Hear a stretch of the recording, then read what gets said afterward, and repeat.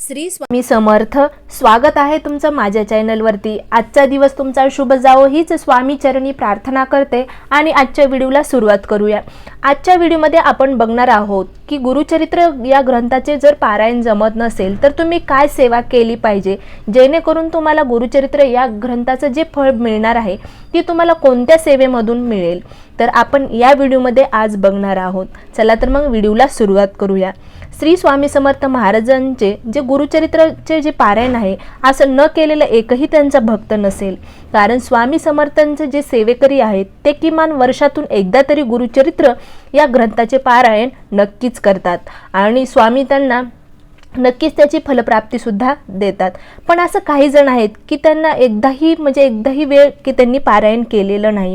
काहींना वेळेअभावी त्यांना हे पारायण करायला जमलं नाही, काहींच्या काही अडचणी असतील तर त्यांना हे पारायण करायला जमत नसतील, तर त्यांनी या पारायण नाही केलं, त्यांनी कोणती सेवा करावी जेणेकरून त्यांची मनातल्या इच्छा आहेत त्या पूर्ण होतील.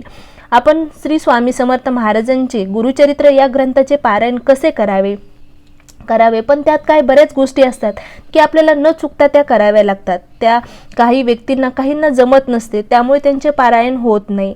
ज्यांना रोज हे सेवा करतात, म्हणजे आपण नित्य सेवा करतो स्वामींची, त्याचं फळ देखील आपल्याला मिळतं. मग हे गुरुचरित्र हा ग्रंथ अतिशय पवित्र आहे आणि त्याचं जर आपण पारायण केलं तर नक्कीच आपल्याला ज्या काही मनातल्या इच्छा आहेत त्या पूर्ण होतात. पण अतिशय सोपी सेवा आहे जी की आपल्याला दररोज केली तरी चालेल आणि त्याचं फळ देखील आपल्याला मिळेल. आपण सर्वजण नित्य नियमाने स्वामींची रोज सेवा करतो, पण सर्वात मोठी सेवा म्हणजेच या गुरुचरित्र आहे. गुरुचरित्र या ग्रंथाची तसं तर कोणतीच सेवा लहान किंवा मोठी नसती, कारण स्वामींना आपण कोणत्याही श्रद्धेने, तोडकी मोडकी असो, पण आपण फक्त शुद्ध अंतकरणाने आणि श्रद्धेने जी सेवा करतो ती स्वामीपर्यंत पोहोचते आणि स्वामी आपल्या मनातल्या इच्छा मगच पूर्ण करतात.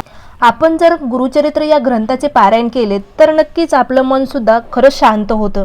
ज्यांनी गुरुचरित्र या ग्रंथाचे पारायण केलेलं आहे त्यांनी नक्कीच अनुभव घेतलेला आहे, त्यांना नक्कीच प्रचिती देखील आलेली असेल.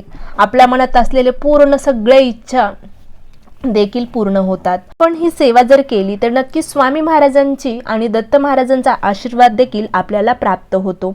ज्यांनी ग्रंथाचे या पारायण होत नाही त्यांनी फक्त हा श्लोक मनापासून म्हणायचा आहे.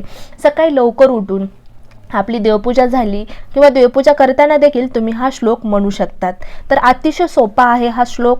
तर काय करायचं आहे, श्लोक म्हणताना हात जोडायचा आहे आणि श्लोक म्हणायचा आहे. श्री दत्ताचा अवतार झाला कालियुगी, श्री पाटपीठापुरी त्यामागे नरसिंह सरस्वती, करंज ग्रामत्री तीर्थहिंडता पातला भिलवंडीच्या संगमा, तेथुनिया मठा गाणगापुरी वसेवारी दिनाचे श्रमहा.